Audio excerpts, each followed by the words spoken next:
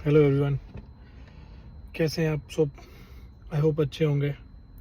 तो यार आज ये मैं वीडियो शूट कर रहा हूँ अपनी गाड़ी में बैठ के ही। अभी मैं बस निकला था एक क्लिनिक से काम करके। तो आज का वीडियो में हम बात करने वाले हैं ये जो कनाडा में अभी रिसेंट इमिग्रेशन चेंज हुए हैं स्टूडेंट्स को लेके, पोस्ट ग्रेजुएशन डिप्लोमा को लेके, स्पाउस वीज़ा को लेके, और मेन पॉइंट है जो पीआर की यहाँ पे प्रॉब्लम चल रही है। काफ़ी सारे स्टूडेंट्स जो यहाँ पे आ चुके हैं रिसेंटली और जो अभी आने वाले हैं वो लोग अब इस सिचुएशन में आ गए हैं कि अब आगे क्या करना है। जो यहाँ पे हैं उनकी ये प्रॉब्लम है कि हमें पीआर मिल पाएगी या नहीं मिल पाएगी और किस तरीके से अब आगे चीज़ें होने वाली हैं। और जो स्टूडेंट्स अभी आए नहीं हैं वो लोग सोच रहे हैं कि जिस तरीके से कनाडा में काम की प्रॉब्लम है और हम लोग जाके अपनी फ़ीस को जो है पे कर पाएंगे या नहीं कर पाएंगे, जो भी नेक्स्ट सेमेस्टर की अपना सर्वाइवल कैसे करेंगे, क्या हमारी जीआईसी भी ख़त्म हो जाएगी, जो कि एक बहुत लॉजिकल क्वेश्चन है। रिसेंटली यहाँ पे जो भी बच्चे हैं उन लोगों को भी ये प्रॉब्लम फेस करनी पड़ रही है, अपनी फ़ीस इकट्ठी नहीं कर पा रहे हैं और कहीं ना कहीं जो उनकी जीआईसी है वो आधी से ज़्यादा खर्च होगी और अपने घर से पैसे मंगा रहे हैं। ऐसे ही 2-4 को मैं जानता भी हूँ। तो ये चीज़ें सब यहाँ पर चल रही है। तो अब बात आती है कि जो भी चेंजेस हुए हैं तो अब उसमें किस तरीके से चीज़ों को हमें देखना चाहिए। लाइक चेंजेस जो हुए हैं पीआर को लेके कि कैनेडियन गवर्नमेंट कहती है कि हम हर किसी को पीआर नहीं दे पाएंगे, जो कि ट्रू भी है। सब यहाँ पे जो भी आ रहे हैं अगर पीआर के लिए डिमांड करेंगे, क्योंकि गवर्नमेंट ने कभी भी ये चीज़ का प्रॉमिस नहीं किया होता। आप जब भी आते हैं तो अपनी एसओपी में लिख के आते हैं कि मैं स्टडी करूँगा, एक्सपीरियंस लूँगा, वर्क परमिट के बाद वापस आ जाऊँगा। और मैं भी 1 साल का कोर्स लेके आया था तो मेरा भी वर्क परमिट 1 साल का है। तो क्या मेरी पीआर हो पाएगी, नहीं हो पाएगी, मुझे भी जाना पड़ेगा। तो वो चीज़ें भी देखने वाली होंगी। अगर फॉर श्योर अगर पीआर नहीं होती है तो हाँ मुझे भी जाना पड़ेगा, ये तो रियलिटी है और यही मैं एसओपी में लिख के आया था, जिसकी वजह से मुझे वीज़ा भी मिला है। और अगर हम वीज़ा अप्लाई करते समय एसओपी में लिख देंगे नहीं मैं सेटल होना चाहता हूँ, तो आपको वीज़ा भी नहीं मिलेगा, राइट। और जो अब चेंजेस की बात कर रहे हैं कि पीआर के जो पिछले ड्रॉ आ रहे हैं उनमें सीआरएस स्कोर इतना हाई हो गया है कि अगर आप यहाँ पे 2 साल का वर्क परमिट कंप्लीट कर लेते हो उसके बाद भी आप अपने पॉइंट्स पूरे नहीं कर पा रहे हो। तो अब जो पीआर की रिक्वायरमेंट्स हैं वो कैटेगरी बेस में चली गई हैं। जो भी इन पर्सन यहाँ पर है और इन डिमांडिंग फील्ड में जॉब कर रहा है तो उसके लिए चीज़ें थोड़ी सी ईजी हैं। और जो नए आ रहे हैं अगर वो इन डिमांडिंग कोर्स में इनरोल हो रहे हैं और वो अपनी एक जॉब अच्छी ढूंढ लेते हैं, फुल टाइम जॉब, और फुलफिल कर देते हैं रिक्वायरमेंट्स का, तो उनके लिए भी चीज़ें ईजी हो जाएंगी। अब उन बच्चों का क्या जो कुछ भी कोर्स लेके आ जाते हैं कि सिर्फ कनाडा चले जाएं और वहाँ जाके देख लेंगे, तो अब चीज़ें ये नहीं होने वाली हैं, क्योंकि ये रियलिटी है। और आज के टाइम पे कैनेडियन गवर्नमेंट को ये चीज़ें पता लग चुकी हैं कि बच्चे सिर्फ यहाँ पे पीआर के लिए आ रहे हैं, उनकी आंखों से ये पर्दा हट चुका है। तो उन लोगों ने भी अब रिसर्च करी है और काफ़ी सारी लिस्ट रिसेंटली निकाली है कि किस प्रोविंस में किस इन प्रोफेशन की डिमांड है। वो लिस्ट टाइम के साथ चेंज होती रहेंगी, बट अभी जो लिस्ट निकली है उसके हिसाब से तो बिजनेस अकाउंट इस तरीके जो भी कोर्स लेके आ रहे हैं उनका कोई फ्यूचर यहाँ पे होने वाला नहीं है। और अगर आप यहाँ के अब कोर्स चेंज करना चाहते हैं तो उसके लिए भी एक नया रूल आने वाला है कि आप चेंज नहीं कर सकते, आपको दोबारा फाइल लगानी पड़ेगी। पहले तो होता था आप इस कॉलेज से एडमिशन कैंसिल कराओ, अपनी फ़ीस वापस लो, दूसरे में ऑफर लेटर ज्वाइन करो और आप इजीली एडमिशन ले सकते थे। अब कैनेडियन गवर्नमेंट इस चीज़ को भी ट्रैक करना चाहती है कि कौन से बच्चे कॉलेज चेंज कर रहे हैं, तो आपको दोबारा फाइल लगानी पड़ेगी। और हो सकता है उस केस में आपका 1 सेमेस्टर का टाइम, लाइक 4 से 6 महीने का टाइम ख़राब हो जाए और उसके बाद आपका वीज़ा रिफ्यूज़ हो जाए तो भी आपको डिपोर्ट होना पड़ेगा।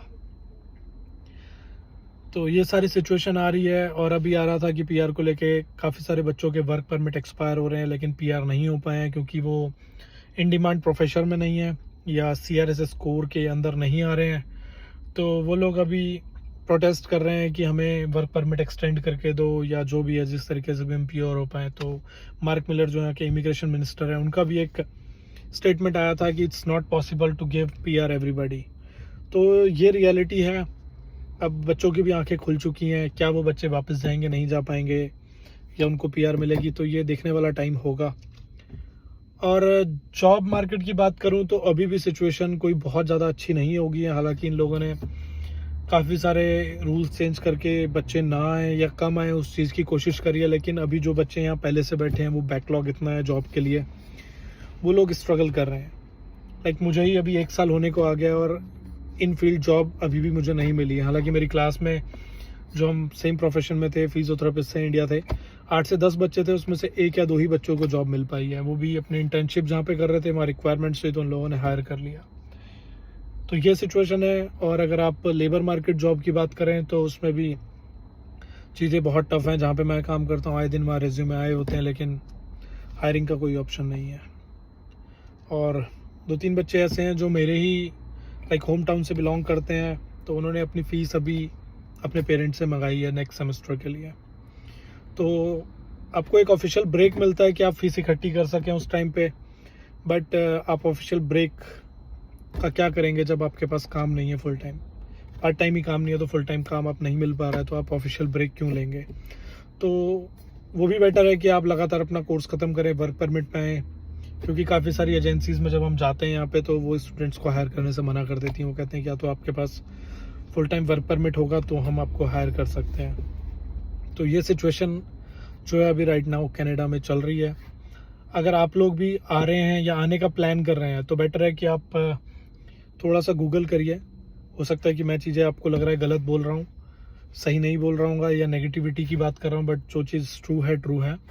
आप गूगल कर सकते हैं, इन प्रोफेशन जो डिमांडिंग है उस चीज़ पे सर्च करें और उससे रिलेटेड कोई अपना कोर्स देखें, और मेक श्योर कॉलेज आप ऐसा देखें जो आपको वर्क परमिट अप्रूव कर दे बाद में। लाइक पब्लिक कॉलेज होना चाहिए, कोई भी प्राइवेट कॉलेज नहीं होना चाहिए, या पब्लिक के साथ जो प्राइवेट पार्टनरशिप वाले पीपीपी कॉलेज जिन्हें कहते हैं वो नहीं होना चाहिए, क्योंकि गवर्नमेंट ने उनके वर्क वीज़ा पर रोक लगा दी है। तो सिर्फ कनाडा आ ही जाना है और उससे आपकी ज़िंदगी संवर जाएगी। वहाँ जाके पहुँच गए तो सेटलमेंट हो जाएगा। अब ये स्टेटस किसी काम का नहीं है। पहले कहते थे कि हाँ भाई कनाडा चल जाएंगे, वहाँ कुछ भी कर लेंगे, तो कहना आसान है, यहाँ की चीज़ें काफ़ी डिफरेंट होती हैं और फिर आप एक रिग्रेट के साथ जिएंगे। तो बेटर है कि आप अपनी पहले रिसर्च करें, एक अच्छा सा कोर्स लें और एक स्किल बेस्ड कोर्स में आएँ। जो भी है, आप इलेक्ट्रिशियन बनना चाहते हैं या कोई भी कंस्ट्रक्शन वर्क में जाना चाहता है, आप कंस्ट्रक्शन कंपनी अपनी खोल सकते हैं, रियल एस्टेट में इन्वेस्टमेंट है, इंटरेस्ट है आपका, तो आप ऐसे कोर्स लेके आएँ जो आपको हेल्प करें। हेल्थ केयर में आएँ। अभी हेल्थ केयर में गवर्नमेंट जो है पीआर दे रही है, उसमें स्कोर कम है, तो मोस्ट ऑफ द लोग देखा गया जो भी अदर फील्ड में है वो भी पीएसडब्ल्यू हेल्थ केयर लेके अपनी पीआर की प्रिपरेशन कर रहे हैं। तो वो भी एक चीज़ का गलत फ़ायदा उठा रहे हैं और बहुत सारे बच्चे पीएसडब्ल्यू में भी जा रहे हैं, तो वहाँ भी एक बैकलॉग इकट्ठा होता जा रहा है। तो मेक श्योर कि आप यहाँ आने से पहले अपनी पूरी प्रिपरेशन कर लें, और अगर आपको लगता है कि मैं इंडिया में सही जी रहा हूँ, मेरे पास यहाँ पे ग्रोथ का मौका है, तो आप अपने 30 लाख 25 लाख जो भी लगा के आने वाले हैं, बेटर है कि ना ही आए। वो भी एक बढ़िया ऑप्शन हो सकता है। अगर आप वहाँ कुछ नहीं कर रहे हैं, आपको लग रहा है कि यार चला जाता हूँ वहाँ पे, लेबर जॉब ही कर लूँगा, पैसे बना लूँगा, तो वो एक आपकी अपनी मेंटालिटी है, उसको लेके मैं कुछ नहीं कह सकता, क्योंकि हर कोई एक अच्छी लाइफ चाहता है, चाहे वो स्टडी परमिट ख़त्म होने के बाद स्टार्ट हो। एक स्टेबल लाइफ स्टडी परमिट तक ठीक है, आप स्ट्रगल करते हैं, बट उसके बाद क्या? अगर आपके पास फील्ड जॉब नहीं है, आपके पास आगे का कोई मोटिव नहीं है या बिजनेस का कोई प्लान नहीं है, अगर आपके पास इस तरीके की कोई भी चीज़ें नहीं होंगी, तो आपके पास बस फिर लेबर मार्केट ही एक ऑप्शन है, और आप उसमें कितना कुछ कर पाएंगे वो आपके ऊपर डिपेंड करता है। तो आज की वीडियो को मैं यहीं एंड कर रहा हूँ। कोई भी क्वेरी होती है आप डायरेक्ट डीएम कर सकते हैं, और वीडियो इन्फॉर्मेटिव लगी तो आप चैनल को लाइक करें, सब्सक्राइब करें, ताकि मैं और ऐसी वीडियो बनाऊं। काफ़ी टाइम से मैं चैनल पे वीडियो नहीं डाल रहा था, क्योंकि मेरा अपना कोर्स ख़त्म होने वाला था, मेरी इंटर्नशिप चल रही थी, मैं एक हेल्थ केयर प्रोफेशन कोर्स में हूँ। तो अब धीरे धीरे चीज़ें सॉर्ट आउट हो रही हैं, तो अब मेरे पास टाइम होगा कि मैं इस तरीके की वीडियो लेके आऊँ। Thank you for watching. मिलते हैं किसी अगली वीडियो में।